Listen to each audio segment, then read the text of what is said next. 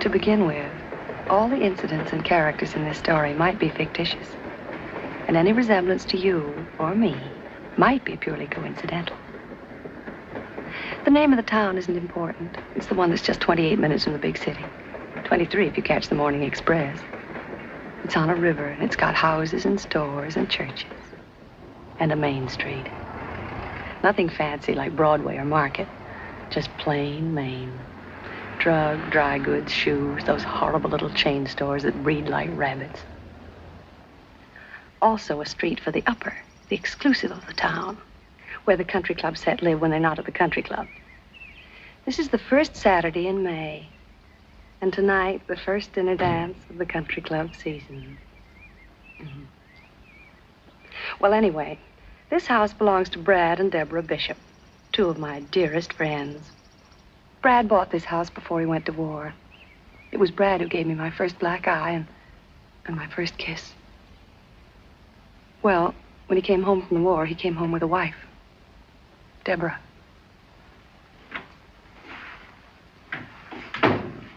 Tomasino said to tell you he found room for your briefcase in the bag. Good for Tomasino. Why'd you have him pack a bag? Because I know these Saturday conferences. A bit like Saturday poker games. Don't plan on doing anything Sunday. Strange you're not letting me know when you plan to be away overnight. This is just in case, darling. There's no telling how late it'll be. And I like my own pajamas between me and the sheets in a Turkish bath. You'll phone this afternoon, though, either way, won't you? And leave word, even if I'm not here? Just where might you be when I call if not here? First Saturday in May, remember? Settlement House picnic. That's right, the woman's club thing. Like it? Anything to do with kids, you know that. What are you wearing tonight? I've got the one you liked so much in Vogue. But if you're staying in town... What color? Black, like you said. Brad, I don't want to go without you.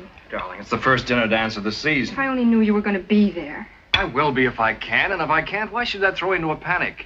What are you afraid of anyway, Deborah? Good morning, Tomasino. Good morning, Mr. Bishop. I'm not in a panic. Well, then. It's just that suddenly the thought of going to that dance tonight without you...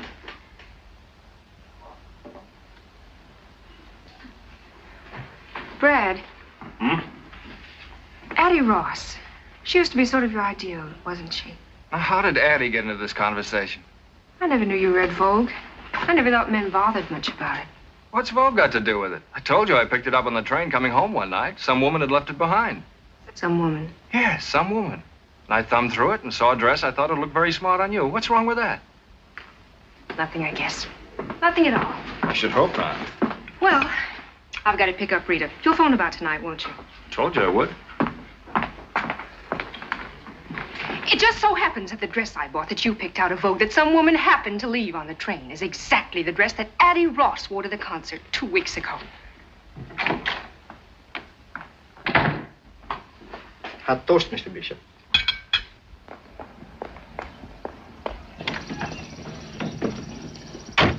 She won't stay mad at him long. She's too much in love. Pretty soon she'll be full of self-reproach. Women are so silly. Now, this is that street where people on the way up and on the way down live alongside each other for a while. Rita and George Phipps are on their way up. That is, if Rita has her way. And that's the only way she'll have any part of, thank you. There she is now, ready and waiting. That's Rita. Hi. You're late. I won't be a minute. Just one last look at the twins, and I've got to give Sadie her check.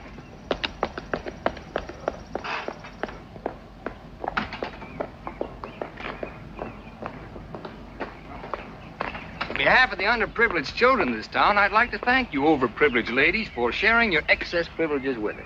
There's something odd-looking about you today, George. Just that usual two-headed schoolteacher look. You're all dressed up. Saturday, no school, and you're all dressed up. Just my little old blue serge. First Saturday of trout season, too. Brad says ever since you were big enough to lift a fish. Listen closely. Can you hear the grateful murmur of the trout as they whisper in the brooks and streams? This is what they whisper. Phipps will not fish today. You're cute. But why? Because I've got something better to do. Have a nice day.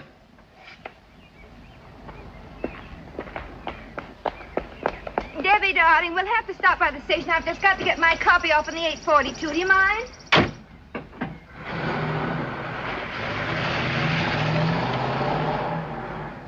What's George being so mysterious about? I wouldn't know. Seems we're not talking. Oh, I'm sorry. Oh, it's just one of those things. It'll be all right. Why? Was he acting strangely? Not exactly. It was only his not going fishing and being all dressed up. All dressed up? Why, so he is. His blue suit. On Saturday, of all things. And no fishing. The radio hasn't been fixed yet. Oh, and they've just gone on the air. Oh, well, saved myself listening to the murder of my little brainchild. Rita, why on earth do you do it? 5 of those radio programs every week up until dawn almost every night? Because each week I receive in return 100 pieces of what Addie Ross calls the most restful shade of green in the world. Unquote. Addie again. Why is it that sooner or later, no matter what we talk about, we wind up talking about Addie Ross? Maybe it's because if you girls didn't talk about me, you just wouldn't talk at all. That's right. I'm Addie. I'm the one they just can't help talking about. My very dearest friends, too. You know, I wonder if she knows how much we do talk about her, and what we say and how we feel about her. I know. Believe me, I do. And it doesn't matter. It doesn't matter nearly as much as what all of you don't know. Yet.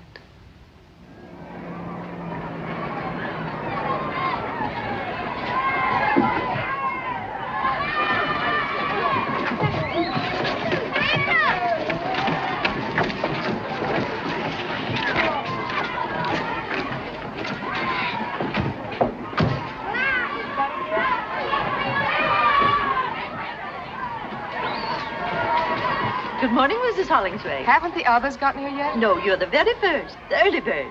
I've taken it upon myself to get the children aboard. Oh, good idea, Miss Hawkins. So that when the other ladies arrive, we'll be all ready to go. Fine. They'll only get here.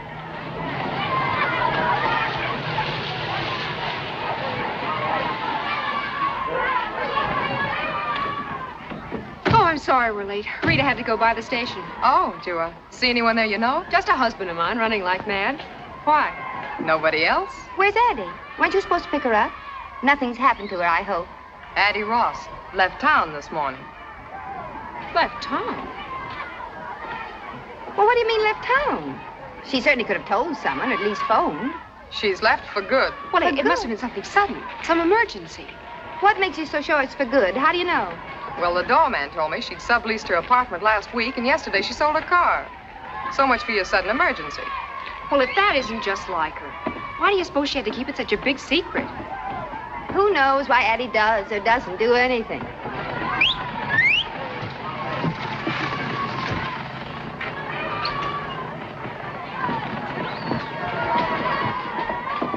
I got a letter for the Mesdames, Bishop, Hollingsway, and Phipps. From the dear departed, I'll bet. Addie's so tactful. She even puts us in alphabetical order. Open it up. No, let's wait. But what? Till we get back. Knowing Addie, I mean, why let her spoil our day? Not my day. Addie Ross never saw the day she could spoil my day. Did I put enough days into that? Dearest Debbie, Laura May, and Rita, as you know by now, you'll have to carry on without me from here. It isn't easy to leave a town like our town, to tear myself away from you 3 dear, dear friends who've meant so much to me. And so I consider myself extremely lucky to be able to take with me a sort of memento, something to remind me always of the town that was my home, and of my 3 very dearest friends, whom I want never to forget. And I won't. You see, girls, I've run off with one of your husbands, Addie. Well, if that's her idea of a joke, it's an extremely poor taste, I If I ever must catch say. up with that character, I'll...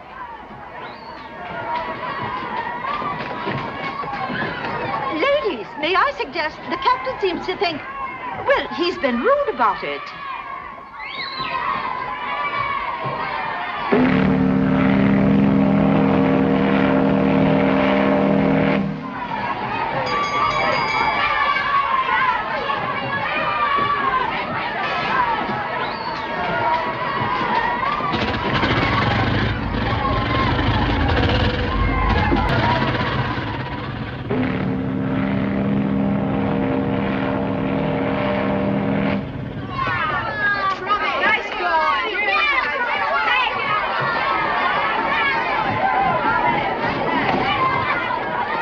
Well, looks like Addie has crowned one of us Queen of the May. I think it's laughable.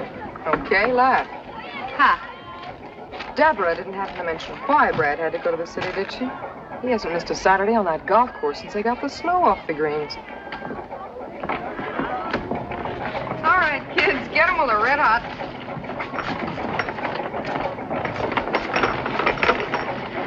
It's going to be a real restful day. Nothing to think about except the picnic and the weenie roast and coming home. Oh, that. Kathleen's going to read us a fairy story. Fairy story. My favorite kind. I grew up on it. Only I wrote my own. May I start now, Mrs. Bishop? If you're ready, Kathleen, of course. Once upon a time, there lived a very poor girl who was very beautiful.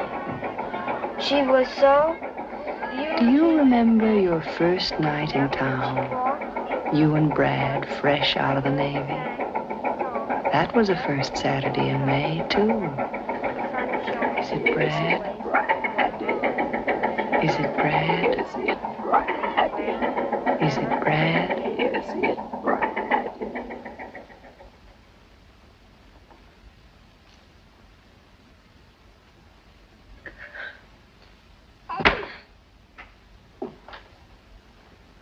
Here now, what's this? Conduct unbecoming an officer and a lady. I'm such an unholy mess. How? This. A little too kinky, maybe? She must have set it with cement. Here, try this. It'll take the kink out of a watch spring.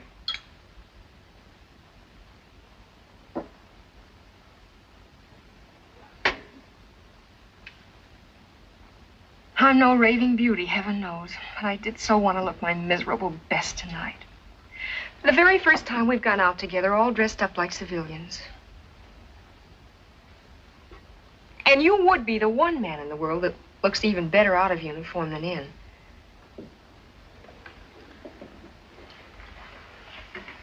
Got the jumps, kid? It's been quite a day, that's all. Quite a change. Out of the Navy, out of uniform, new home, new town, new friends. Oh, I told that blasted girl I wanted to comb it out soft, making me look even more like a farmhand than I feel. Easy does it. Meeting your friends for the first time. You wouldn't want them to see me like this. I should hope not. You be sure to put on a dress. Hey, my tie. You can tie it again. There they are.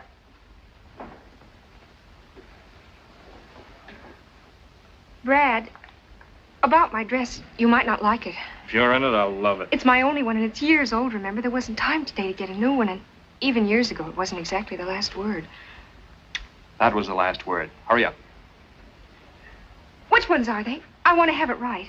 Rita and George Phipps. We all grew up together. He teaches at the high school. They have twins, and she just got a job writing for the radio. Did you like her very much? When you grew up together, I mean? Rita and George were engaged at the age of 5 by swapping beetles. She was never my type.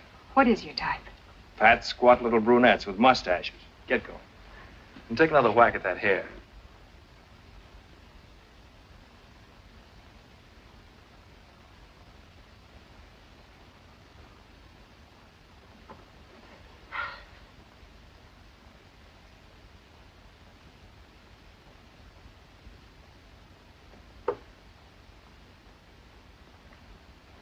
The original will be down in person directly. Brad. Hello, Rita. Darling. George. Hello, Brad. You look fine. I feel fine. Good to see you. Say, what's this I hear about twins? You look like a fugitive from a junior prom. Oh, not next to that, I don't.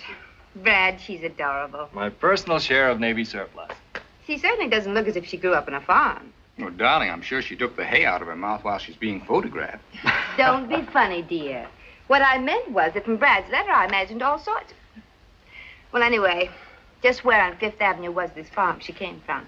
It's like music to hear you two pick at each other. Oh, we've declared an armistice for tonight out of respect for your battle fatigue. Fine. Well, here it is again, the first Saturday night in May. And here we are. You two, Porter and Laura May, we'll all be together again just the way it used to be. Well, not exactly as it used to be. It seems there's been a change in one of the characters. Yeah. Not exactly the same old 6. Tell me, how is Addie?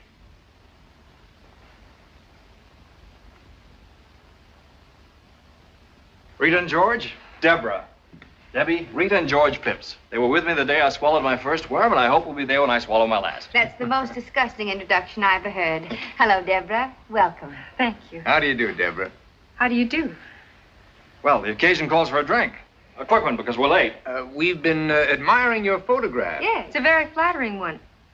Maybe it's the uniform.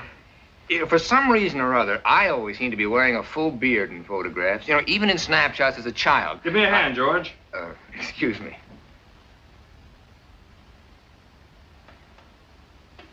I don't think it's particularly flattering. It's nice of you to say so, but it is. Oh, here's to Deb, and here's to us, and many happy returns of this day. I'll drink to that. Amen. Now, if I can remember my way to the club. Oh, before we go, I have to call the house and see if the sitters showed up. It's Sadie's night out. Well, why not call from upstairs? I have to get my bag anyway. Good idea. Now, don't make a tribal ceremony out of it, girls. We're late now. George and I'll get the car and wait outside. Remember, we'll be waiting outside. Ready, George? Oh. Oh, they finally put a traffic light at that dip on Orchard Avenue. Yeah? The mayor cracked his upper plate there last Christmas. All the doors and windows are locked. Don't worry about them. What?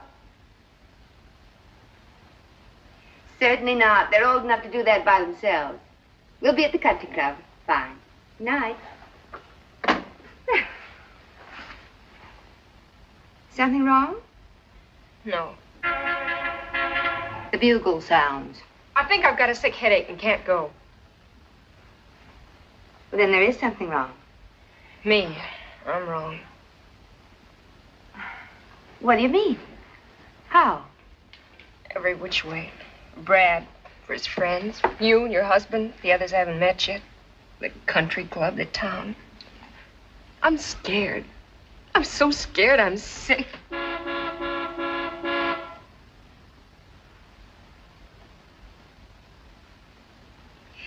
Isn't there a night baseball game or something you children can listen to on the radio? What's going on up there? I'm having a little slip trouble. Oh, hurry it up. Uh-huh.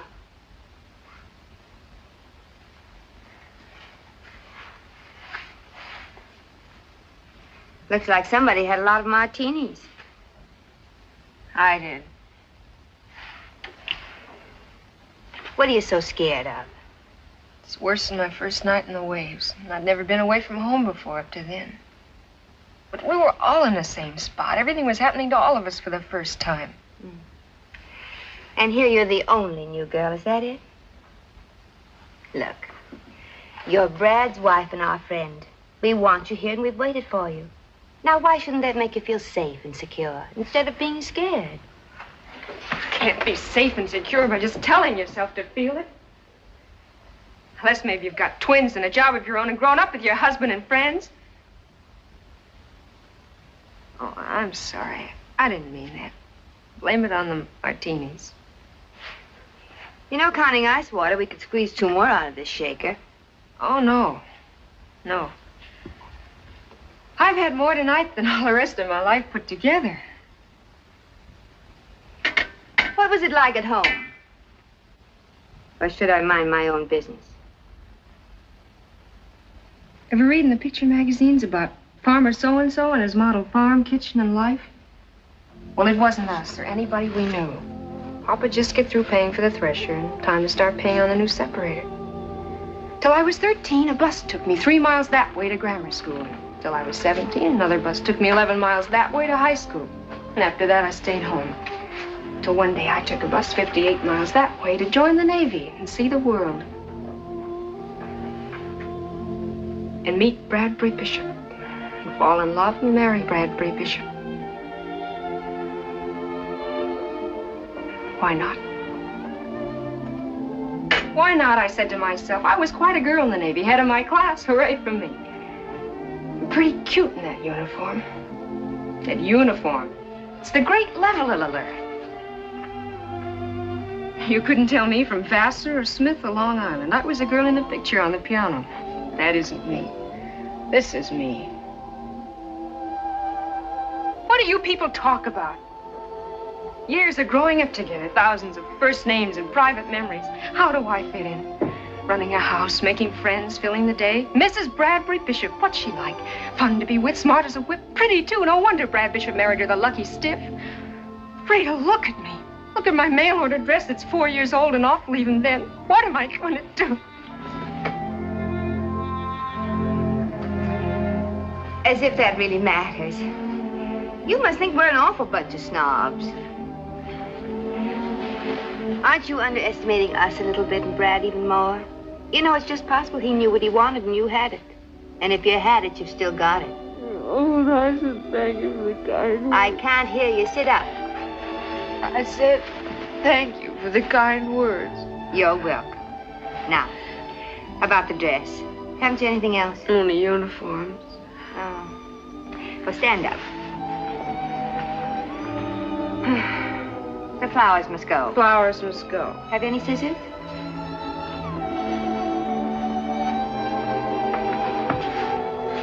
Scissors? Oh. I'll get the ones in the sleeves. You tackle the big one on the middle. Careful now. Careful now.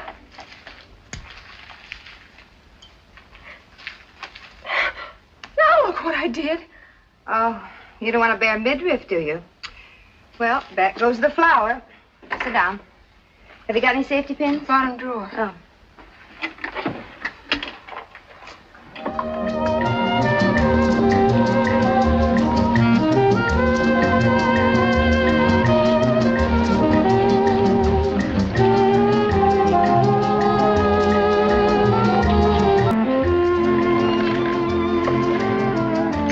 Thank you very much. Especially the rumba. Gotta have Spanish blood or something, like my wife. Comes from an old Spanish family named Finney. In many South American countries, there are many very distinguished families with Irish names. Always figured Brad and Natty would... Brad and Natty what? The samba can be danced properly only on the side of a hill on ice. Alibi. He was afraid of getting wrinkles in his new suit. Oh, my first new party dress in years. Thanks to my dear wife and her millions of listeners, including the armed forces overseas. Shall we drink to them all?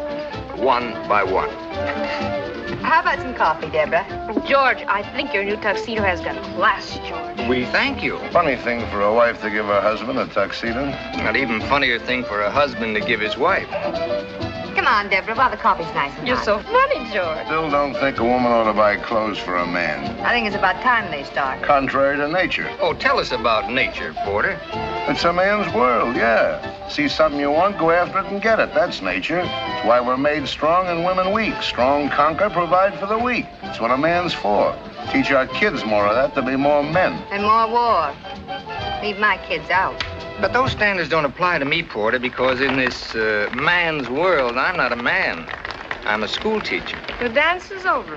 I knew we'd get around to that. All right, school teachers ought to get paid more. And what happens if they're not? How does a school teacher provide for the weak? How does he pay the rent with the plays and poems of Shakespeare?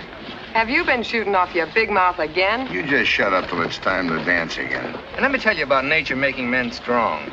Einstein couldn't kick a football across this dance floor, but he changed the shape of the universe. Now, take it easy, everybody. This is getting a little out of hand. You never know what he'll come up with when he starts knocking on that brandy bottle. You shut up. You just shut up. Isn't this fun, Deborah? We're old pals, you know, buddy. It's just one big happy family. Why, Brad! Not me, but it's a good idea. With the compliments of Mrs. Addie Ross. Oh, Porter, you were saying something about her and Brad. Addie! John, where is Mrs. Ross? I don't believe she's arrived yet, Mr. Bishop. That's Addie for you. Always the right thing at the right time. Thoughtful and generous. Generous to a fault. To a fault. That's Addie. Who is Mr. Ross? Mr. Ross took a powder about 5 years ago. No such thing. She gave him the heave-ho. He went out for a paper one night and never came back. Porter says Addie Ross has got class. And he knows class, like I know navigation. You stick to your guns, Porter. It shows a healthy instinct. You may call it class, but what Addie has is taste. I can buy taste. Addie's got class. Taste and discrimination. Women usually get them out of magazines, but they're part of Addie's natural equipment. Also fog lights, white sidewalls, and a heater. Isn't it fun, Deborah, when the boys all agree on Addie Ross and George Washington, nobody else? You girls put your noses back in a joint. I want to propose a toast. First half of the glass to Deborah. Welcome home, darling. Amen, baby. And the rest to our absentee hostess, Addie. Perfect.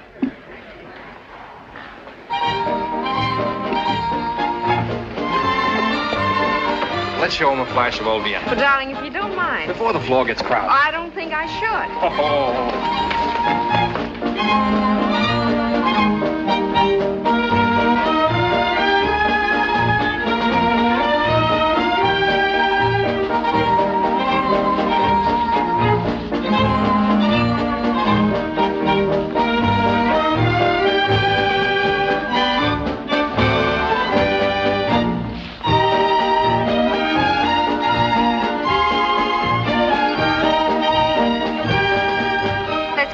George. Something tells me this is going to be quite a waltz.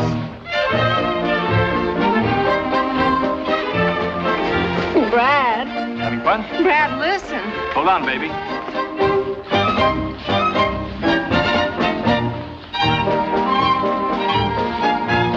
Once more. No!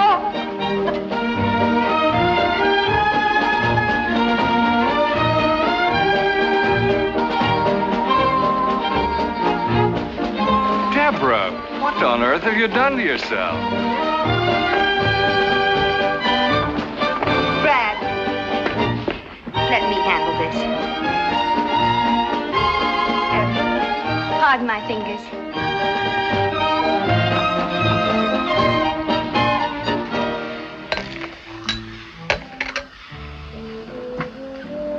Here, drink this. What is it? A new inner tube. There you are. I think that'll be all right. Thank you, Miss Jenkins. You're welcome. Rita, will you take me home?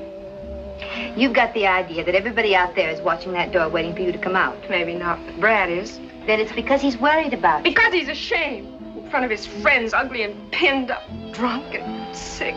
Oh, I wanted so much to be what he wanted, to do what was right. Like Addie Ross, the right thing at the right time. But I didn't, I couldn't, I've humiliated her. What happened tonight could have happened to anyone. Don't you realize that? Then take my word for it. Come on.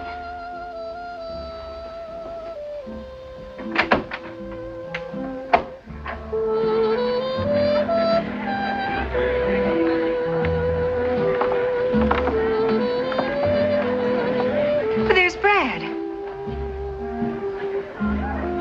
Well. I see Addie got here after all. Is it Brad? Is it Brad? Is it Brad? Is it Brad? Is it Brad? Is it Brad?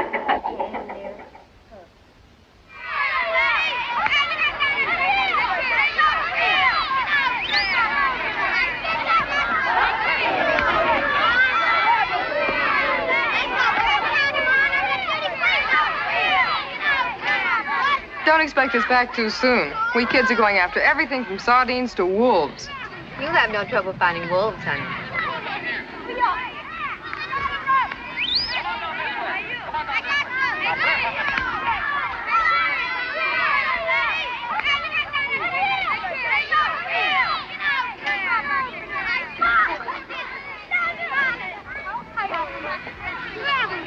Almost lunchtime?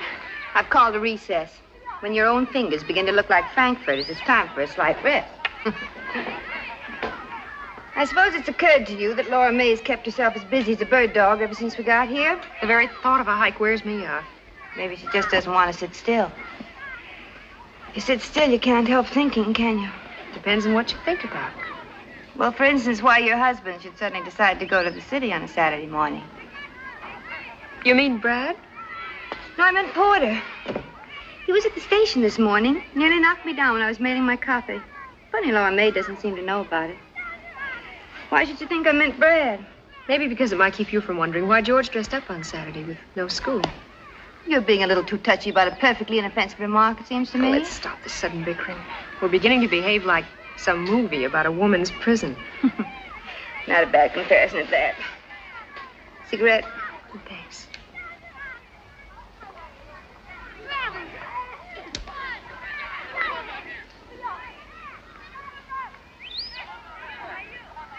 Why didn't George go fishing?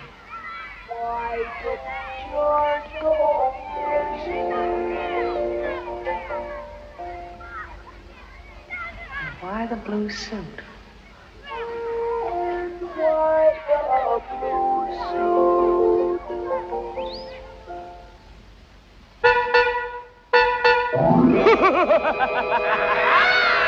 He's crazy! Buy your car from Crazy Eddie. Pay when you get good and ready. Nothing down, drive as you pay. Buy your car the Crazy Eddie way. Sadie, doesn't that noise drive you insane? Restful, ain't it? There, that's better. Well, the twins are fed and ready to be put away. Now, if George would only show up, how many canopies are you making? 2 dozen, and the way I figure it, 6 healthy people ought to be able to eat 200 or 300. They're just appetizers, Sadie. And let's get a couple of things straight. First, when you announced it... I know, I'm not supposed to say soup's on. How did I tell you? I forgot. Dinner is served. Dinner is served. And you're not to say it as though the food were poisoned. All this fancy schmancy because 2 people from the city are going to eat here. Mrs. Manley's a very important person. She has charge of a great many radio programs, including the one I write. You know what I like about your program. Even when I'm running the vacuum, I can understand it. Thank you so much. Now, the second thing. Does the new uniform fit? It's kind of corny. Wear it. Only one thing, the cap is out. Makes me look like a lamb chop with pants on. Oh, Sadie. The cap is out. Sadie, please, just this once. Okay. Oh. Hello? Oh, hello, Mrs. Manley. No, not at all. I was just rereading the script for Monday. No. Oh. What's that, Mrs. Manley? Yes, it's a good connection. About the script. Oh. Well, I'll just have to make the revisions tonight, that's all. What? Oh, no, Mrs. Manley, you've just got to come. I've looked forward so to your meeting George in line with that matter we discussed. You remember, Mrs. Manley? Yes, that's right. He'll be just perfect for it, you'll see. No, don't worry about that. I always work best late at night anyway. Yes. 7:30, that'll be fine. And you can tell me about the changes when you get here. Fine. Goodbye, Mrs. Manley. There's George. Changes. When am I supposed to sleep? What's Mr. Phipps gonna be so perfect for on the radio? Nothing. And you keep quiet about it. I will. Only he won't. Good evening, one and all. Hello, George. Yeah, how now? Why the look of doom? Oh. Did you forget to baste the ducks? Look, I don't teach you about teaching. Don't you teach me about ducks. Oh, Sadie's been an angel. Looks like I'll be up most of the night making revisions. Mrs. Manley just called. But you're giving a dinner party for her tonight. Well, she suggested calling it off, but I wouldn't hear of it. Why can't Mrs. Manley, just for once, tell the sponsor to call off his wife's revisions? You don't tell a sponsor things like that about his wife.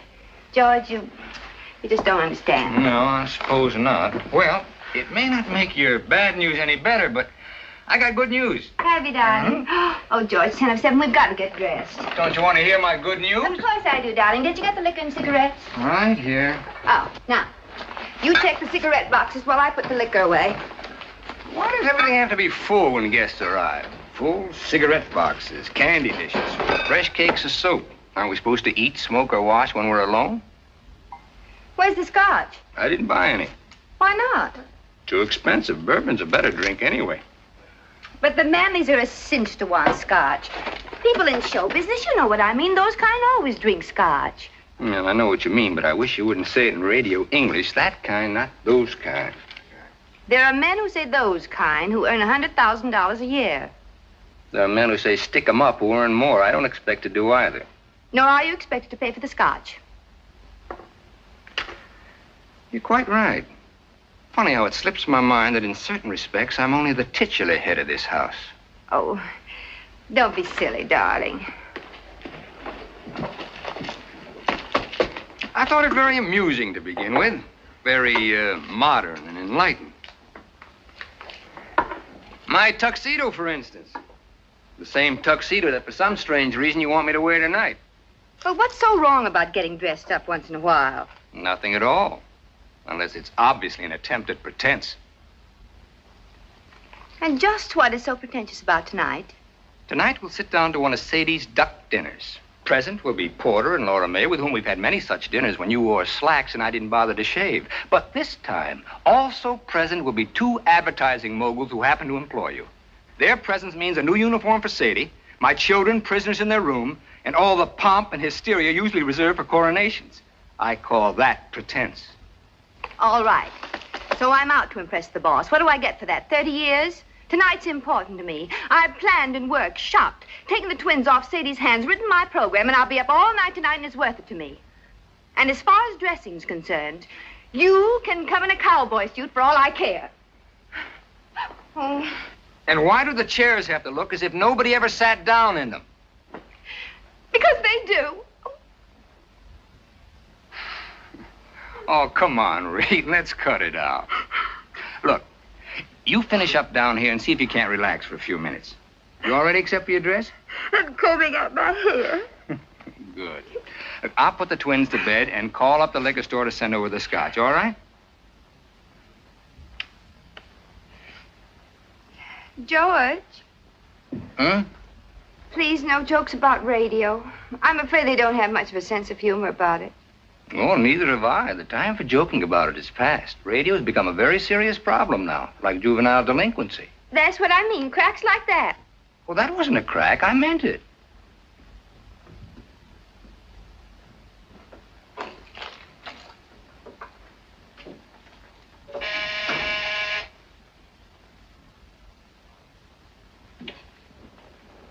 George! George! Sadie, don't open the door. It might be the guests. It can't be. It's only 7. But if it is, they mustn't see you like that. If they're that early, they deserve what they get. Well, wait a minute.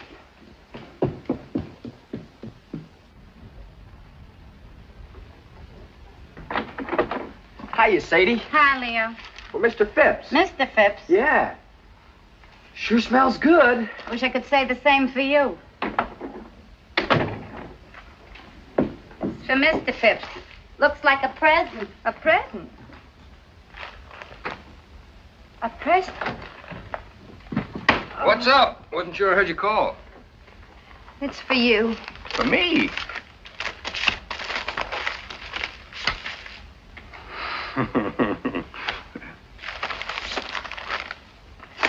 For George on his birthday. If music be the food of love, play on. Eddie. Well, I'll be... The Brahms. The concerto in B flat. Oh, it's a recording made in Vienna before the war. But how'd she find it? George. Hmm? It's your birthday today. I know. I just plumb forgot. Well, don't worry about it. I'm not much for birthdays. Yes, you are. You're very much for birthdays. Well, this time you had a lot on your mind. Even so. Happy birthday, George. Happy birthday, George. What a memory that girl's got. Almost a year since we talked about it. I'm going to play for the twins right now.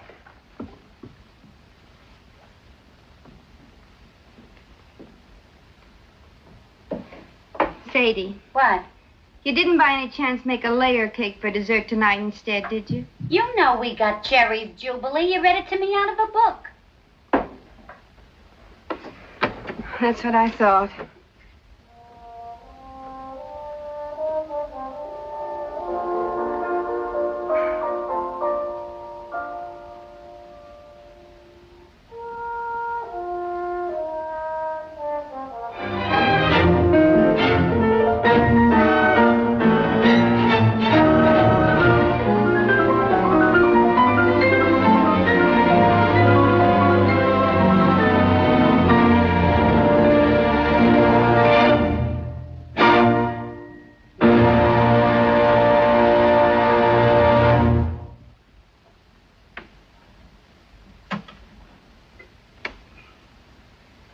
Sometimes I don't think we appreciate the miracle of the phonograph.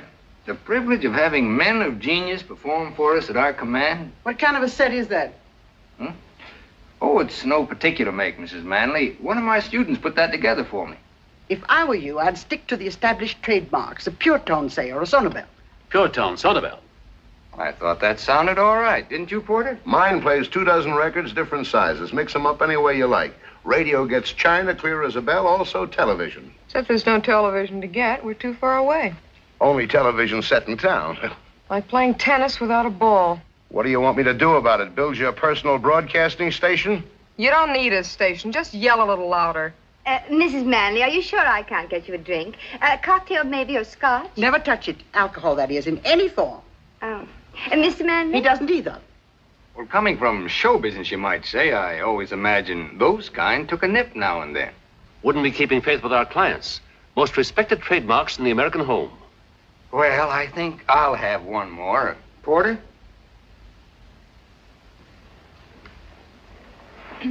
I've often wondered, Porter, why you haven't considered radio advertising. Mr. Hollingsway has a chain of 7 department stores all over the state. I know all about it. 23% by volume over last year, 138% over 1939. Where'd you get those figures? They're a matter of public record, Mr. Hollingsway. Yours is too big a light to be hid under a bushel. George, would you fix me a small Roma salsa? You're a potential giant, Mr. Hollingsway. Not too small. Doing all right. I said a potential giant. Potential. Something tells me I'm going to have a giant around the house. Got this whole state sewed up tight. But there are 47 other states, Porter. Crackerjack point. Now, you take the 3 states adjoining this one. If I can put you, Porter Hollingsway, into millions of those homes for 1/2 hour each week. He doesn't spend that much time in his own home.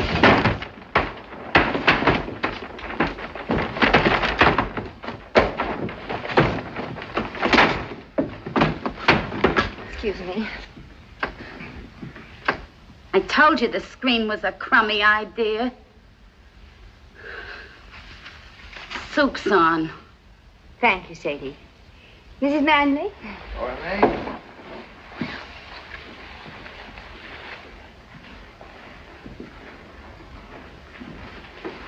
Sadie Dugan, what are you supposed to be, Baby Snooks? Hiya, Laura May. Get a load of that cap. I can't wait to tell Ma. Laura May, would you sit there, please? Come on, sit down. There's a couple of things I could tell your Ma about you, too. This great situation belongs in a true-to-life drama. Are you two related? No, we just had the same governess. You kill me. Oh, well, it's just a small town. You know, everybody gets to know everybody. If you don't mind crossing the tracks. Oh, by the way, Sadie is quite a radio fan. Listens all the time. Now, that's very interesting. All the time, eh? Keep it going night and day.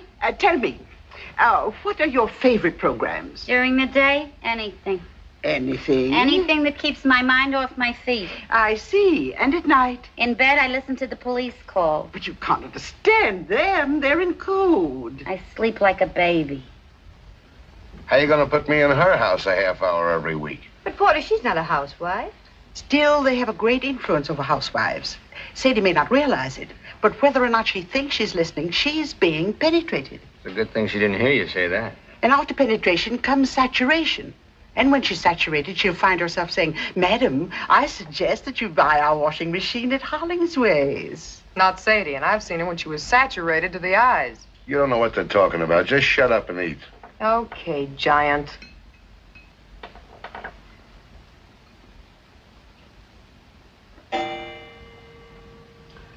It's 8:30. I can't miss Brenda. Excuse me, please. Where is she? Radio. Confessions of Brenda Brown. One of ours. Wait a minute. Here, you better let me do that for you. I've got to tell Sadie to hold the ducks. Sorry to eat and run like this. So sorry. I won't say it doesn't matter because it does. Euclid Street, Wilkes-Barre, Pennsylvania. She writes, "What a thrill it was to hear my little girl say, Mother, it's such fun to have you read to us now that you use baby breath. so be sure you don't offend. Be double sure with baby breath." Oh, we missed most of the commercial. Shucks, and that's the best part, too. just thought I'd eat the soup while it's hot. George, how'd that happen? Baby Breath brings you the confessions of Brenda Brown. Who was the mysterious Central American with a gay smile and the black pearl ring?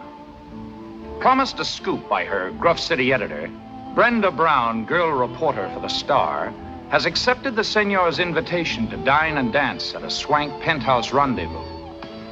It was most kind of Senorita to dine and dance with me tonight. It was kind of you to ask me, Senor Montevideo. Please, call me Armando. If you like, Armando. Gracias. That's Spanish for thank you. Gracias. Lord Bruce, I'm proud and flattered. What small-town American girl would not be at a proposal of marriage from a gentleman as distinguished as you? But I must decline with thanks. You decline? I don't understand. We have Lady Bruce to consider. Invalid though she is, and though you've been married in name only for many years, she is your wife in sickness as she was in health, and must not be cast aside. I see. Besides, I am a registered nurse. It is my chosen profession, my duty, and much as my personal feelings from time to time. You and I, my dear Lord Bruce, must remain just another case. Another case in the notebook of Linda Gray, registered nurse. Listen next week for another chapter in this amazing human document. Linda Gray is brought to you by Protecto, product of the Duro Enamel Company. Remember, one thin coat of Protecto after bathing guarantees... This is the Allied Broadcasting Company. Enough? Might as well turn it off. There's nothing but music from now on. My, that was fun. 2 whole hours. Linda ran over almost a minute. The 3rd time in a month. 3 minutes gone. 1 full commercial. Gone for good. Well, some more coffee, anybody? George? Some more coffee, anybody? I just asked everybody, dear. Well, time to go home. George. Already? Seems as if you just got here. Come on, Giant. Back to the beanstalk. Get your coat. I'm ready. Been such a lovely evening, my dear. Pleasant company. The duck was fine. But of course, eating out here off your lap's gypsy fashion. The time just flew by. Tempo fugit. Right, Professor? Almost. And our little hostess has her work to do. Oh, it's not so much.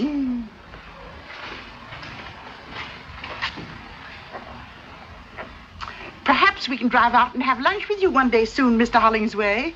And maybe at one of the other stores. Oh, we'll make our appointment well in advance and at your convenience. You're gonna be a giant. Relax and enjoy it. I hope you listen conscientiously, my dear, particularly to Linda Gray. You can learn a great deal about writing. Yes, they are well written, aren't they? Why, they're perfection. Didn't you think so, Mr. Phipps? Well, I beg your pardon. I wasn't listening. We'll see how much of an expert you are. Which of the programs did you think was the best? They all sounded pretty much alike to me.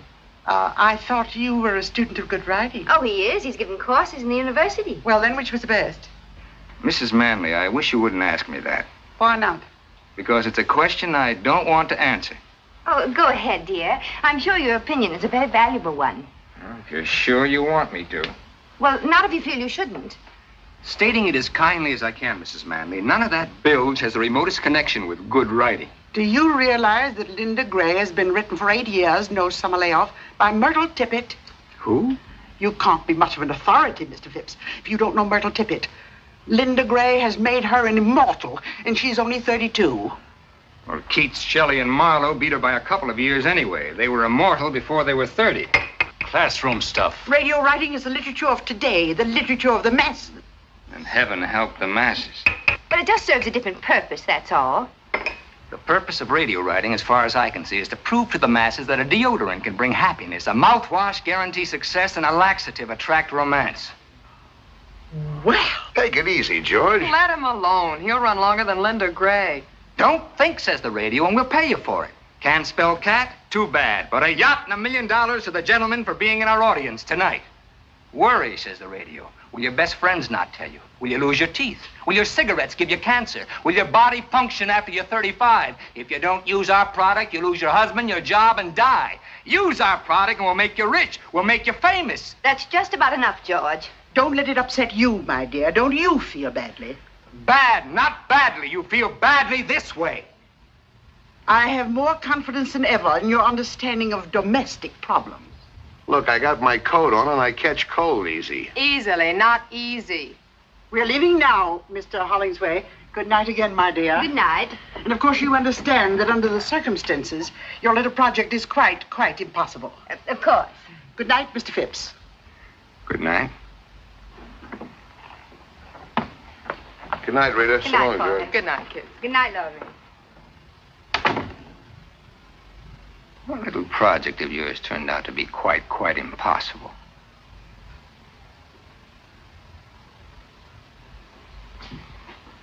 I'll take care of tidying up. You better start your revisions. It's all right. I'm sorry about this. I know how much it means to you. Well, it couldn't be helped, I guess. Oh, George, it would have been so simple to say something non-committal. Not for 3 hours it isn't. I held back all night. Anyway, she doesn't blame you for it. Didn't she tell you not to feel badly? I wasn't thinking of myself. Well, then what can she do to me? Report me as being un-American? Radio's like a religion to those people. When you attack it, you attack their faith. And once they feel you're against them, they're off of you for life. There's no making it up. Why should I want to make it up? Why should I? Oh, nothing.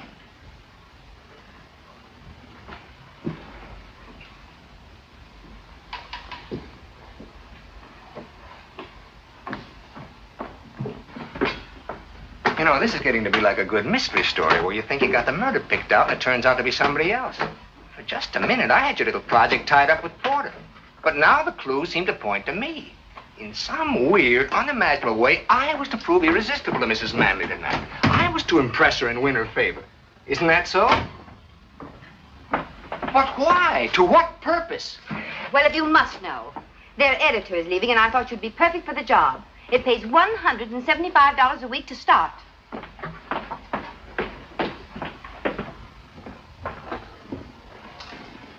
Come here. Sit down for a minute. Look, Reed, let's put aside my nausea at the idea of working for the Manleys. Let's put aside my personal likes and dislikes. They're not important. I'm willing to admit that to a majority of my fellow citizens, I'm a slightly comic figure, an educated man. Nobody's asking you not to be. Think of the good you could do. Maybe raise the standards. Commercial radio? What's the phrase? Wait for your laugh? I'm a school teacher. That's even worse than being an intellectual. School teachers are not only comic, they're often cold and hungry in this richest land on earth. And thousands are quitting every year to take jobs that pay them a decent living. That is unhappily true. Then why not you? Because I can't think of myself doing anything else. What would happen, do you think, if we all quit? Who'd teach the kids? Who'd open their minds and hearts to the real glories of the human spirit, past and present? Who'd help them along to the future? Radio sponsors? Comic strips? At that, I've been luckier than most. Even without what you earn, I've managed to keep our heads above water. It's quite a strain over a period of time with the water lapping at your chin. And that's where you've been a great help. You've made it a lot easier for both of us. I'll admit it has upset my male ego from time to time. And your overdeveloped sense of taste and discrimination, which is apparently equaled only by that of Addie Ross. Let's try to keep Addie out of this one. I am fed up with taste and discrimination. You're not making sense. I'm fed up with your nobility and wisdom and superiority, and your contempt for me and everything I try to do. You're talking nonsense. Everything I say is nonsense. It's all this work. You're overtired. You do too much. What do you suggest I stop doing? This moronic radio trash with which I pay most of your bills? Now, calm down. And what do I go back to? Washing, scrubbing, ironing, and a life of taste and discrimination? I'm fed up with Addie Ross. What's it all about, really? If music be the food of love, play on. Give me excess of it, that surfeiting the appetite may sicken and so die. From Twelfth Night by Mr. Shakespeare, which Addie and I played in high school.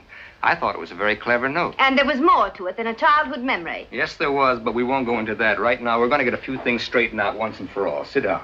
Yes, Professor. Sit down. 7 years ago, I made the most perfect marriage ever devised by man, heaven, or radio. My wife was an independent, understanding woman. We thought the same thing about everything, from baseball to Brahms. In those 7 years, I was never contemptuous of you. I was proud. But when that drooling pap began to change you, when your independence turned to fear, when I watched you snivel and grovel around those 2 walking commercials, I didn't like it. And I don't like it. I don't want to be married to Linda Gray, Brenda Brown, or even Myrtle Tippett. I want my own wife back.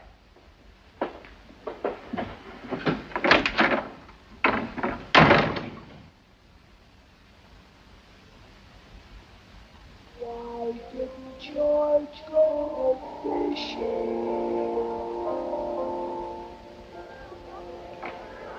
And why the pursuit?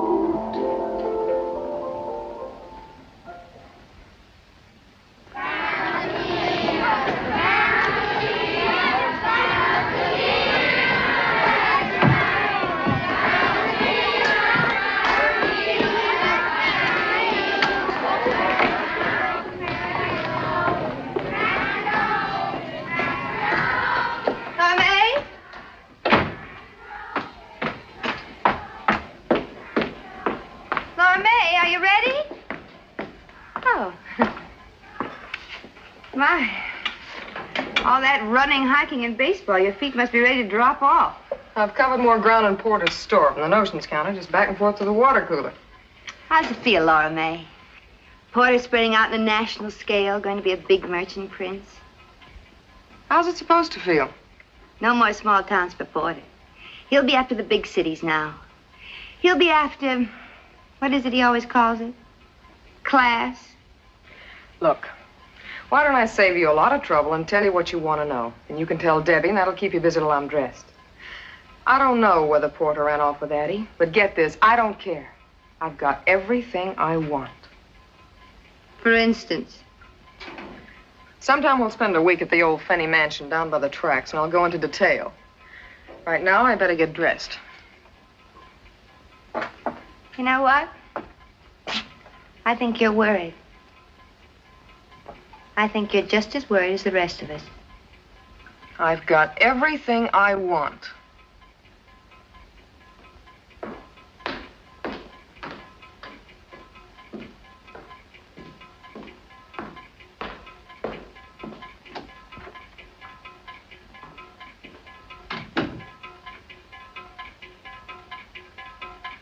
Maybe you haven't got everything you wanted after all.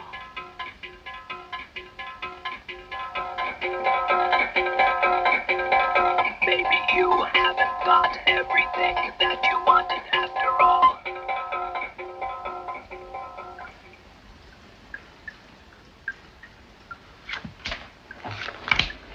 Your bet. How much you got in front of you? About $11,000.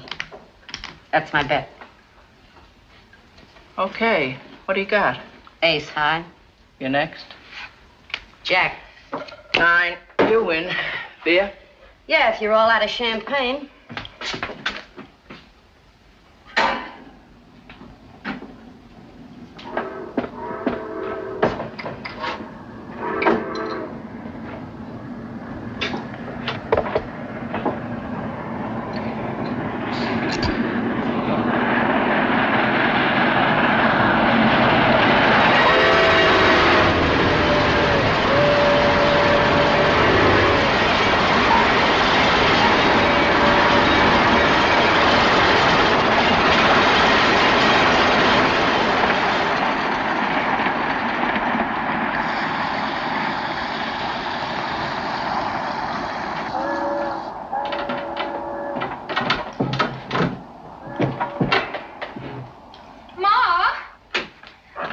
She's going out with Mr. Porter Hollingsway. Does she have to stay in the bathroom for almost an hour? You oughtn't to run around like that. You'll get consumption. Laura May, leave your sister get in the bathroom. After all, I've got a date, too. A respectable date. That's your sister you're talking about. I don't care. I think it's disgusting. He's 35 if he's a day. I wish I was that disgusting again. Your sister knows what she's doing. Oh, sure. They all know what they're doing. They're always going to wind up being supervisors or buyers or something. Well, Porter Hollingsway knows what he's doing, too. Laura May, didn't you hear what Ma said? And how do you think I feel having my friends talk about my sister? Your sister's a decent girl, like I hope you are. And there's nothing wrong in going out with the boss. If it'll bring a couple of bucks into the house. Nothing wrong. No, nothing wrong. Then she'll wind up with a steak dinner, and that's all. Are you looking for another snack? Ma, will you please make her get out? Oh, all right. Laura May. Yes, Mother? You don't own that bathroom, you know. There's other people in this house. But you're such a quiet little thing, dear. One never knows you're about. I still think it's disgusting. How do I look? If I was you, I'd show more of what I got.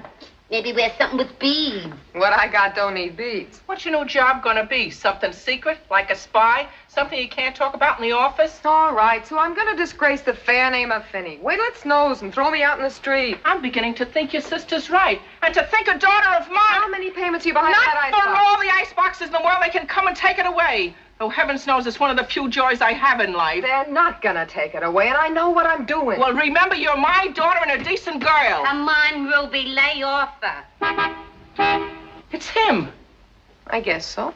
You got everything? Where's your purse? Right there. He's out in front, in a car a block long. Well, what are you waiting for? Relax. He just blew us on again. It ain't Gabriel. Relax. My nerves can't take this. Laura May, what are you waiting for? That's what I was waiting for. Sadie, would you be good enough to answer the door? Well, my union don't like me doing this kind of thing for free, but okay. Anybody wants me can come in and get me. This ain't a drive-in. Well, I never. Hello, Sadie. Hi, Porter. Good evening, Mr. Hollingsway. Good evening. I see you know Miss Dugan. He just didn't know my last name was Dugan. But I don't believe you know my mother, Mrs. Finney. Mother How do you is do? Mr. Hollingsway. How do you do? Won't you sit down? Well, the table's reserved for 7:30. It's after that now. Yes, you are late, aren't you? I won't be a minute. Just get my bag. Your bag is... It's a cold night out, ain't it? Not bad.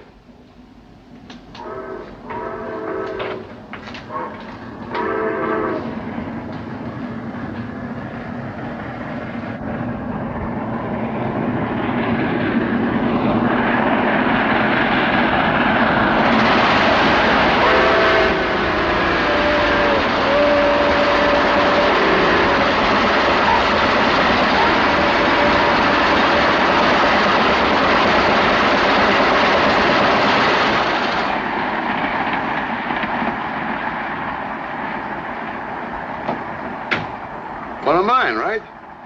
Uh-huh. Giant size with a super freeze box, right? Uh-huh. How long you had it? Yeah, how long they been on the market? A couple of years. Yeah, that was one of the first. Uh-huh.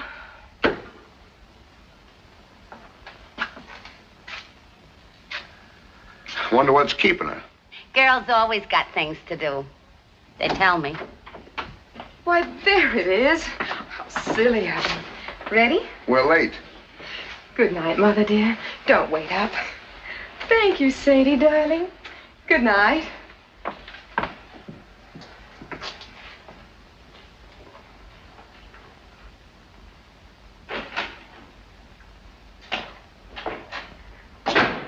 Thank you, Sadie, darling. Good night, Mother dear. And don't wait up. If a daughter of mine ever really talked like that, I'd cut her tongue out.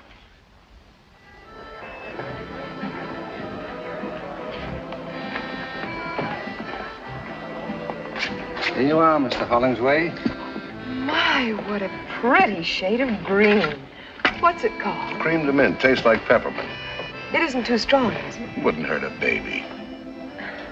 Well, I'll just have to trust you.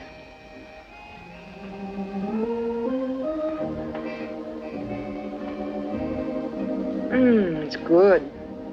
Oh, my. When I think of all the wonderful things that you know about that I've never even heard of. Got a few years head start. Now, don't you go making yourself out an old man, Mr. Hollingsway. Let's make it Porter. Why, the way I look at it, a man isn't really grown up till Say 35 at the least. Yeah. This is a very nice place. I've heard about it, though of course I've never been. I come here all the time. With other young ladies you want to talk to about new duties at the store? Let's not talk business. I thought that's what this dinner was for, Mr. Hollingsway. We'll get around to it. Poor man. I suppose you never get a chance to relax. People always after you for things. What do you do with yourself after working hours, say, nights? I have my family and my friends, of course. Boyfriends? Isn't that getting a little personal? Oh, a girl like you, I'll bet there's plenty. Who's out in front? I don't happen to be one of those girls that talks about her private life, Mr. Hollingsway. And what I do in my private life is my own personal business and nobody else's. How about another drink? Oh, no, really, I don't Quiet. think I... Order Hollingsway. Don't get up. Hello, George. You here alone? Well, Rita, of course. Funny, we called your house, but you just left. Addie's with us. Addie. It was a last-minute idea. We figured you'd probably have a previous engagement. Whose idea, Addie's? As a matter of fact, now let me think. May I have a cigarette, please? Oh, here you are. Oh, thank you. Thank you, Mr. Phipps. George Phipps. This is Miss Finney. How do you do? Hello, Miss Finney. Been here long? We just got here. Well, didn't you see Rita and Addie go by? They were a few steps ahead of me. Just now? Well, I'm sure they saw you, but you probably weren't looking their way. Not that I blame you. Say hello on your way out, why don't you? Yeah. Love to. You have such nice friends. He's a school teacher. He hasn't got a dime. Oh. You were saying something about another drink. It's getting stuffy in here. I want some air.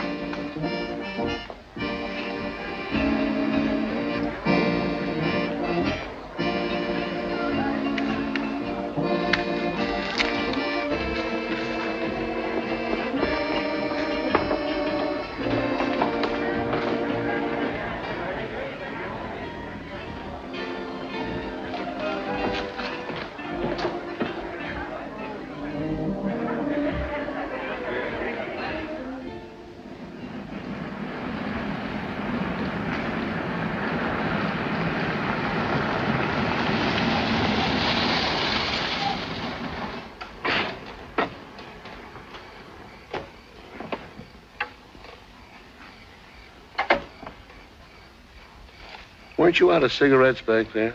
Didn't you ask George for one? Did I? You're smart. Thanks. Plenty smart. We going to talk about business now? Let's look at the view for a while. Miss Lipke is leaving next week. Yeah, And if Miss Goldberg moves up, you'll need a new assistant supervisor. like flies around honey. You and your boyfriends. I thought we settled that. I want to talk about it some more. What makes you so interested in my boyfriend? What do you think? Which is the ashtray?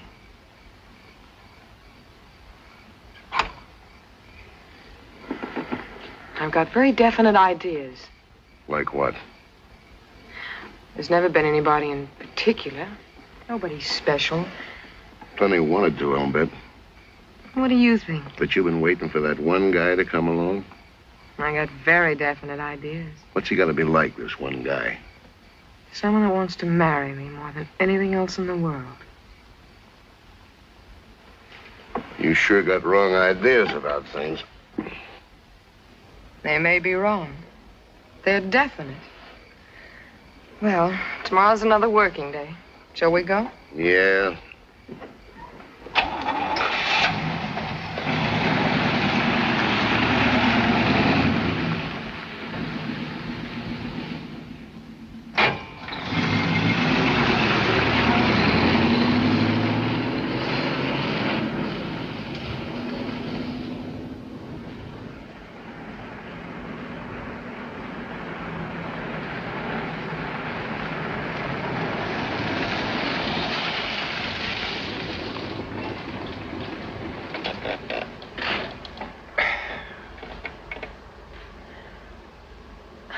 Well, home again.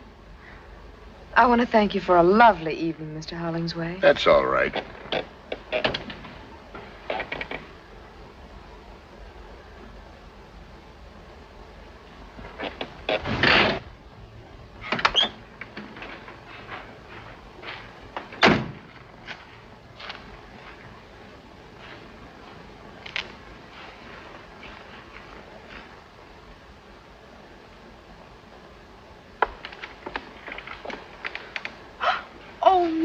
Look what I've done. My best nylons.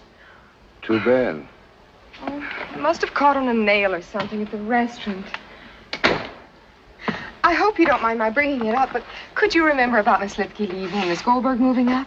What about tomorrow night? If you'd like. I'd like. 7:30.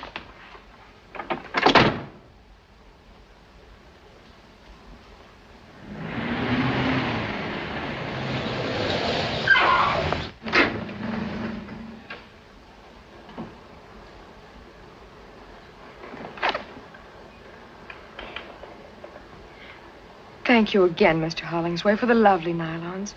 It wasn't really necessary. Forget it.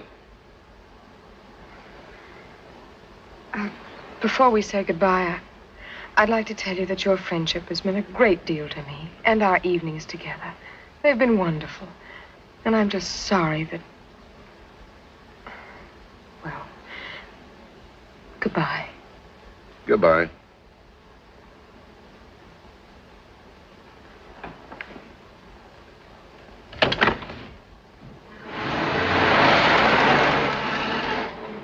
Oh, Mr. Hollingsway! Oh, I'm terribly sorry. How stupid of me. After all my graceful speeches, I forgot my nylons. They're in the back. I know.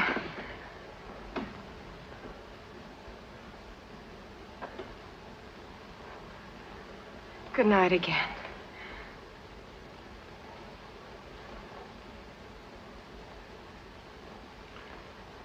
Goodbye, Porter.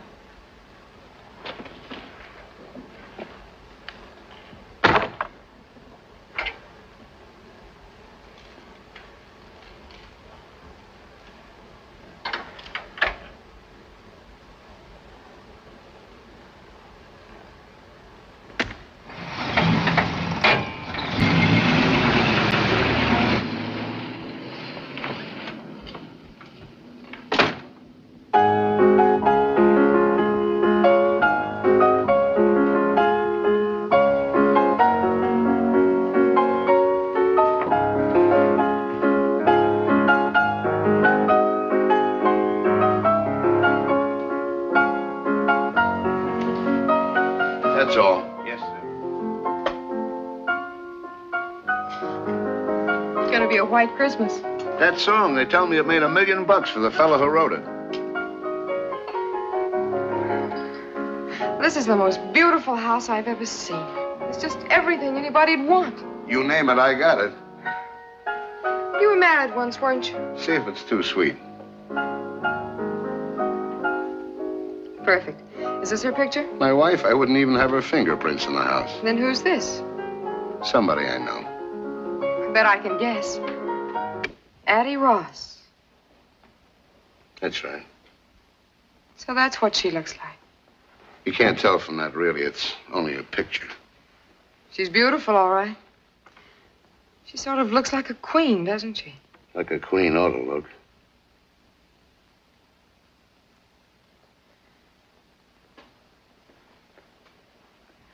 I imagine you must be very good friends. I helped her with some investments. She gave me this last Christmas. Almost a year ago. Yeah. Just never bothered to put it away, I guess.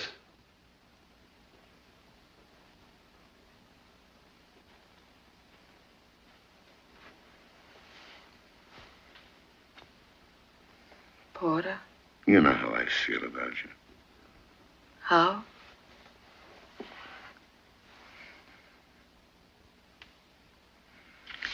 I'm only human, you know.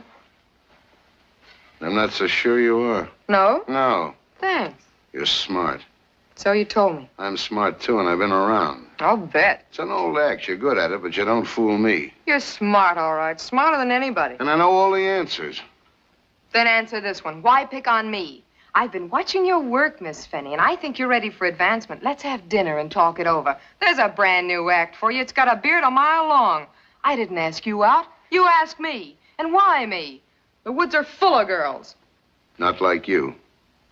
You can say it again, not like me. And they don't want what I want. All right, what? What do you want?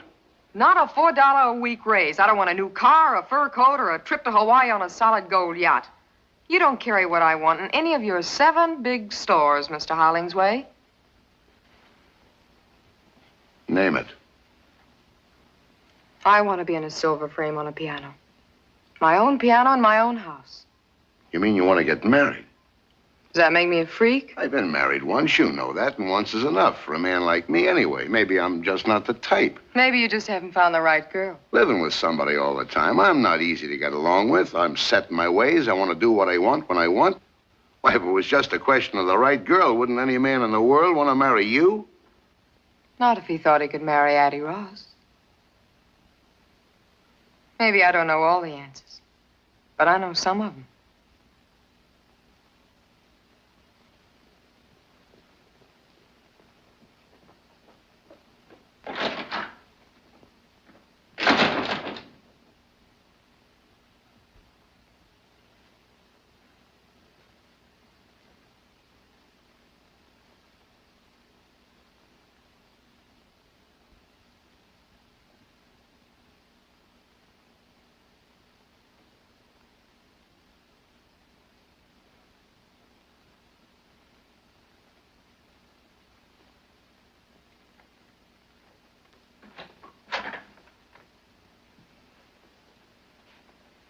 It's late. I better be getting home. Okay, if I call you a cab? Beats walking in the snow.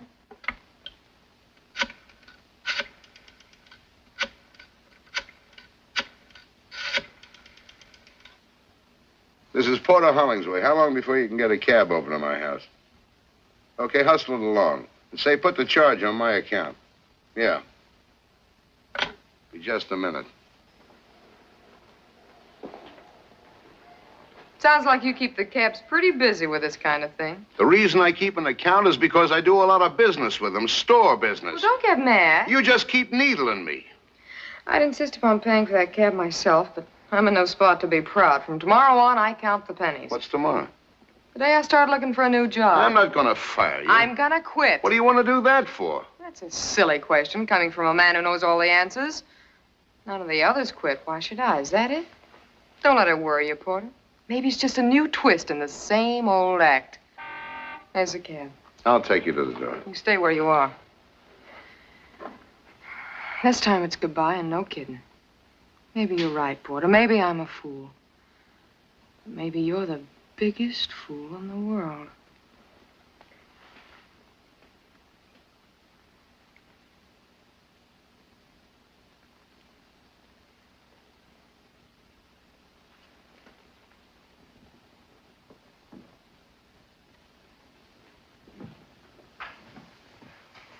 Laura May.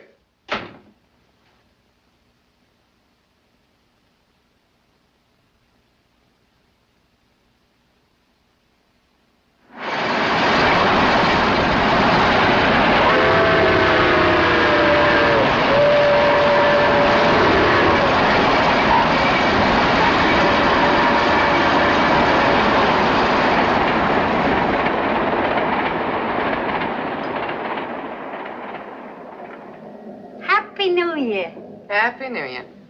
Will you stand still? Oh, this dress ain't my type at all. For one thing, it's too high in the front. If my best dress ain't good enough for you, you can get out of it right now. Just don't give me that big sacrifice routine. You'd wear it yourself if you had someplace to go. Okay, that does it. Take it off.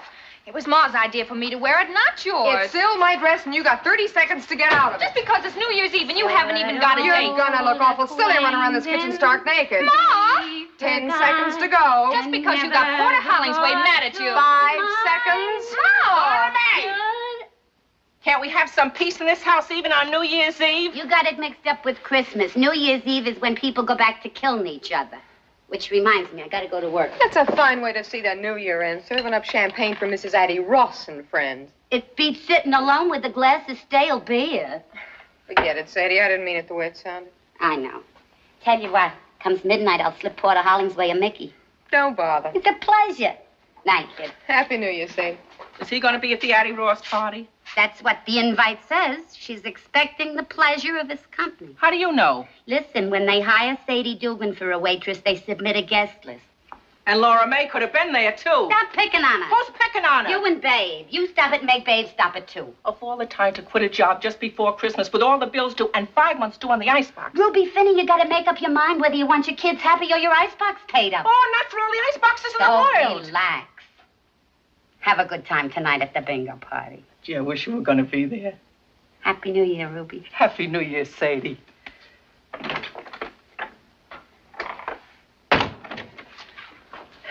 You sure you don't want to come play bingo with me? Thanks, Ma. I'll be home before midnight. Oh, you don't have to on my account. I'm going to bed early. Well, I better go get dressed.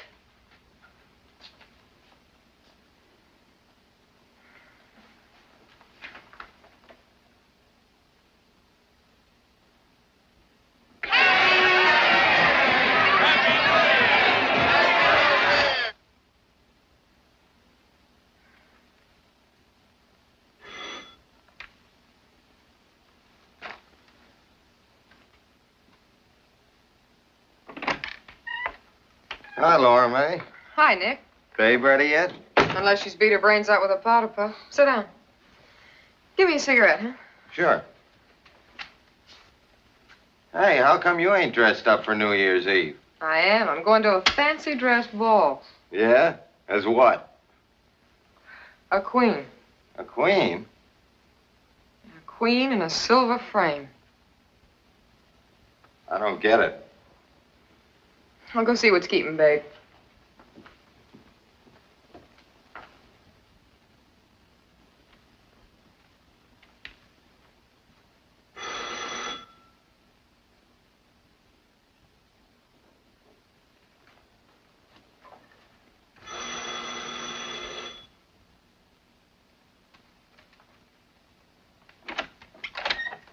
Who are you? I... Where's Miss Finney? Well, she'll be out in a minute, Mr. Hollingsway. We met somewheres? Not exactly, Mr. Hollingsway. I work in your shipping room. You waiting for Miss Finney? Yes, sir. What's your name? Nick, Nicholas Butler. We're just good friends, kind of, Miss Finney and me.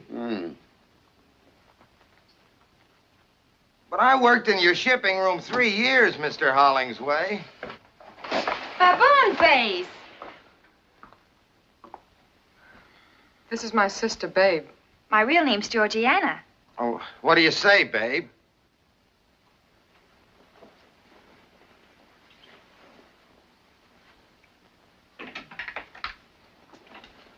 Happy New Year, Mr. Hollingsway.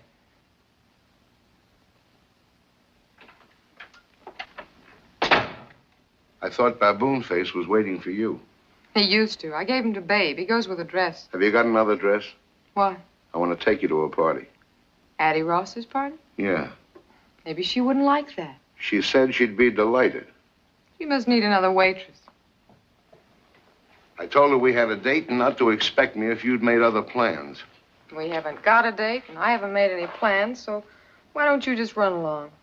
Will you go someplace else? No. Why not? You know why not. These are for you. Thanks. Put them on. I'm not going anywhere. You wouldn't want to let them die. I'll put them in the icebox. The orchids ain't paid for either.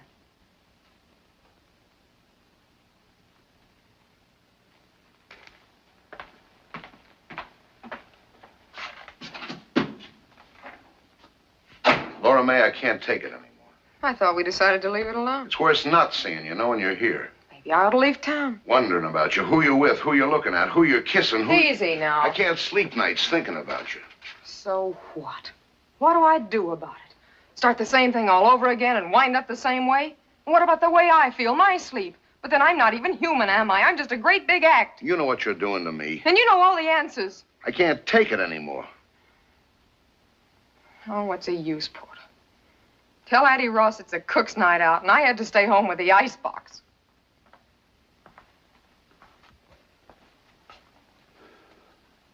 Okay. Okay, you win. I'll marry you. How about it?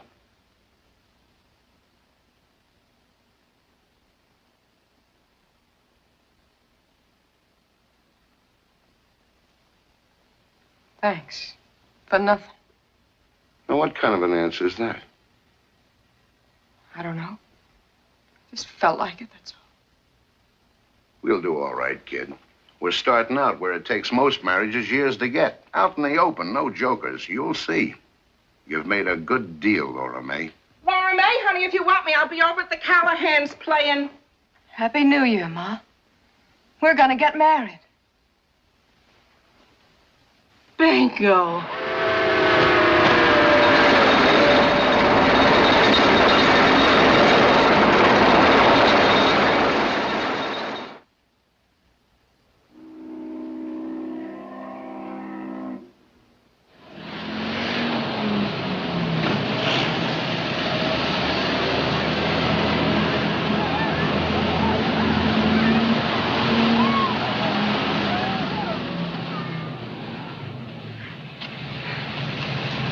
Well, see you tonight at the club.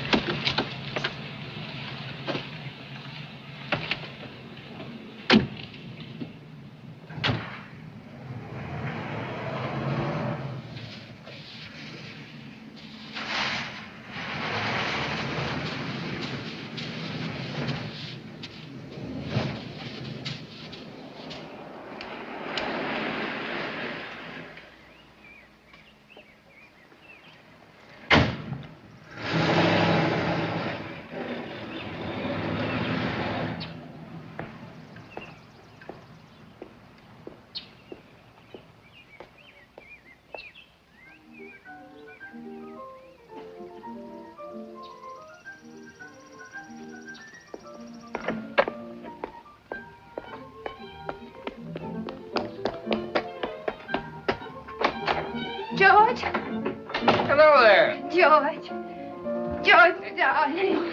Here, what brings this on? Oh, George, I've got to know something. There's something I'll just die if I don't know right away. Oh, wait till I turn No, off. no, don't. Don't ever turn it off. That wonderful music. Have you been drinking? Tell me right away this minute, George. Tell me the truth. About what? Why didn't you go fishing today? On the phone. And you never dress up when there's no school. Why the blue suit today? Well, now, there's a little story connected with that. Mrs. Phipps, you want it on the telephone. It's her. Who? Who's this? The one with the husband. Mrs. Manley. Oh, tell her I'm not in. She called you twice this afternoon. Not if you don't want me to. Talk to her. Hello? Hello, Mrs. Manley. Yes, so I hear. I wasn't home. Turn it up. I see.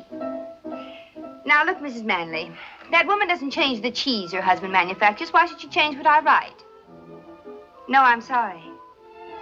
I said I'm sorry. I will not work tonight. Because, Mrs. Manley, my husband doesn't like me to work on weekends. Yes, he's right here. But he's not twisting my arm. I made up my mind all by myself. No, you'll have the copy Monday. Goodbye, Mrs. Manley. Peace, it's wonderful.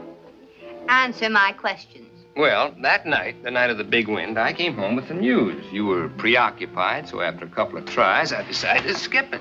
It was just that the High School Dramatic Society decided to do Twelfth Night and asked me to direct it. The first rehearsal was today, and I thought my blue suit was more appropriate than a pair of wading boots. And Addie knew about it. Which accounts for if music be the food of love, play on. And on and on.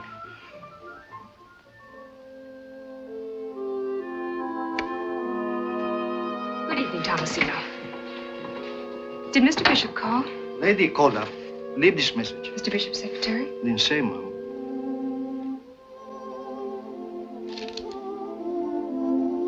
Mr. Bishop called to say he is very sorry. He will not be home tonight.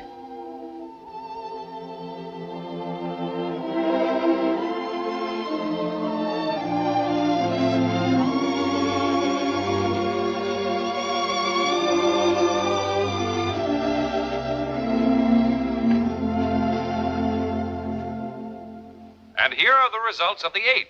The winner, number 7, Hoop Skirt. Second, number 3, Penny Wise. Third, number 6, Pound Foolish. Hoop Skirt paid 16. You ought to use a walkie-talkie. It don't make so much noise. That was the last race. Sadie's right. That track's crooked. It isn't a track. It's the horses. They fix things up amongst themselves. How come Porter's so late tonight? Want a drink? Some of that green peppermint stuff. Cream de mint. I can't stand it. Never could. I love it. 7:30. He's never been this late. Ma, Porter may not be home at all. You mean tonight? Any night. I think he's gone away for good. With somebody else? I don't believe it. I do. Porter would never leave you for good, and not for another woman. Why not? Because he's in love with you. What? Because he's just plain crazy in love with you. Are you out of your mind? I thought I heard soft voices in here. Hello, Porter. What's the fight about this time? Furs, jewelry, or cash? My children and me never fight. Fix me a drink, will you? I'm tired. And the reason we never fight being, my children know that I know what I'm talking about. Maybe your father, Joe Finney, wasn't exactly a saint. May he rest in peace. But I learned about men from him.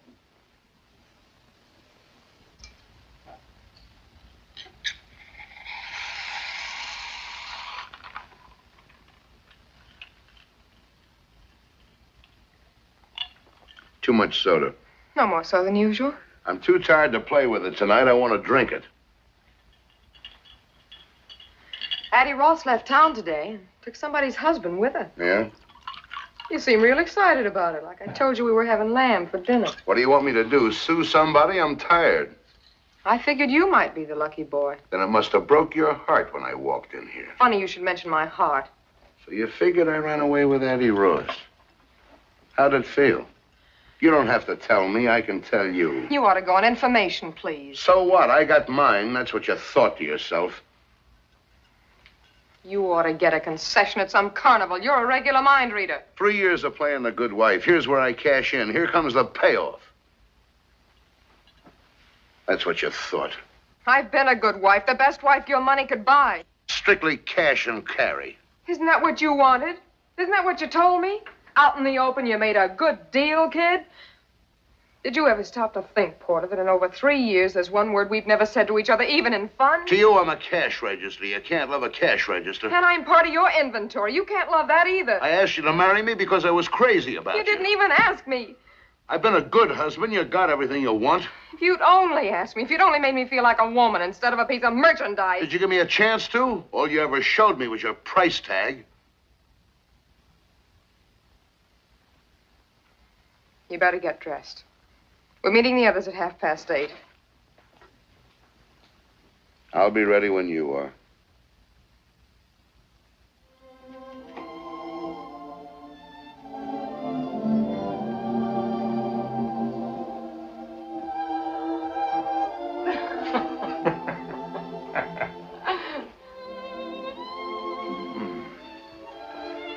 She walks in beauty like the night. Hello, George. Of cloudless climes and starry skies, and all that's good of dark. You're the most dreamy thing I've ever hated at sight.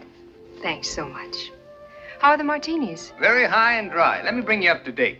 No, thanks. Not drinking? Not at the moment. So how long a wait do you suppose before Brad comes sliding down the banister? A rough idea. He's not here. What do you mean he's not here? Brad's not here. There was a message when I got home saying he wouldn't be back tonight.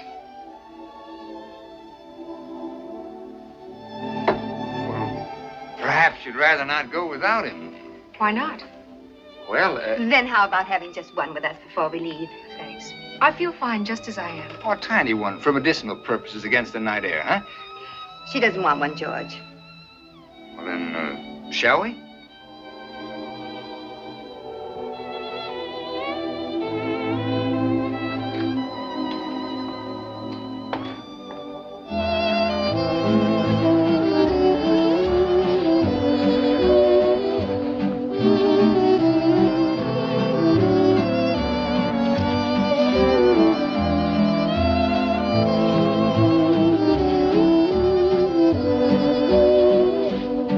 Sure you don't want to drink?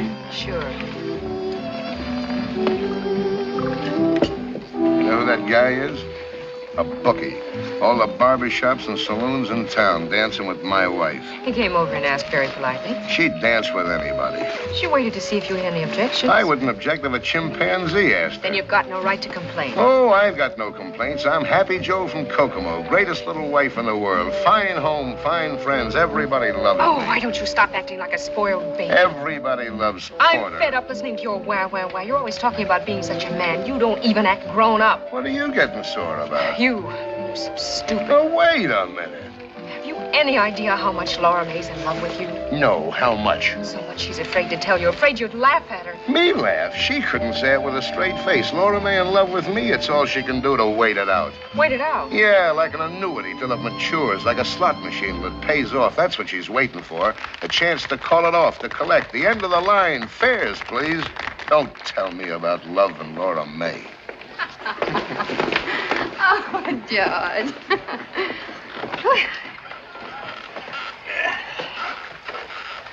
There's a fine, relaxed atmosphere at this table, as if there were a body hidden under it. I'm sorry.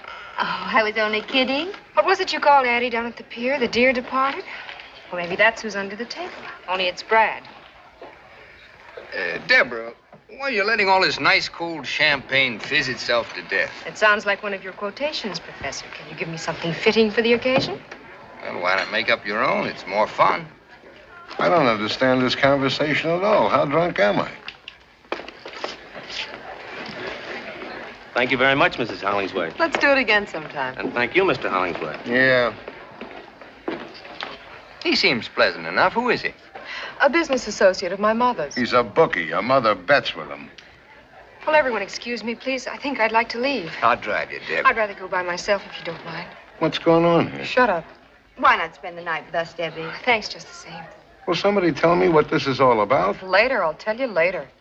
Don't you know, Porter? No. Come on, let's go for a little walk. No, I want to tell Porter what he doesn't know. I want to say it out loud. The reason I want to go home, Porter, is because I've been spoiling everybody's fun. Don't be silly, I've tried Deb. hard to make believe the way you do, Porter, but I'm not as much of a man as you are. I can't anymore. Make believe about what? Don't you know by now? You're not as smart as I thought, Porter. Do you want it in so many words? Deborah. All right, then. My husband has run away with Addie Ross. Please, nobody get up. Good night. Sit down. Porter, please. Sit down for a moment. Let her go, Porter. You keep out of it. Everyone else, too. Just for a minute. Brad didn't run away with Addie Ross. I did. How? You're here. Man can change his mind, can't he?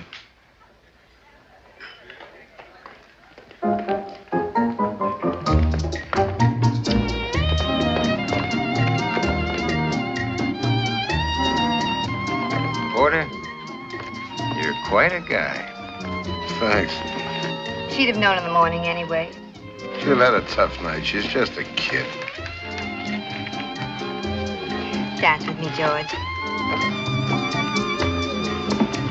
Rita, do you mind just another minute?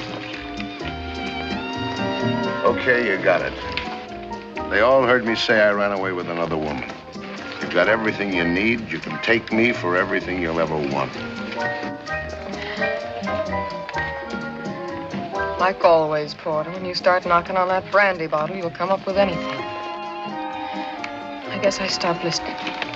Because if you said something, I just didn't hear it.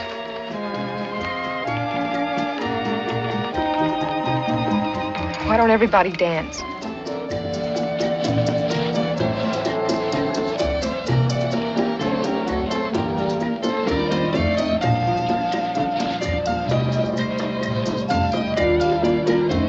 Laura May.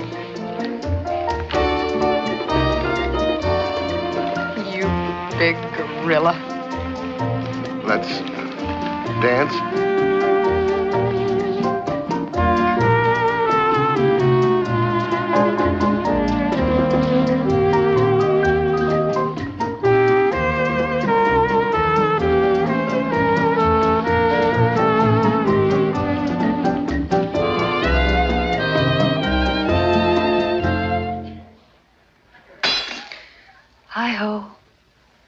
Good night, everybody.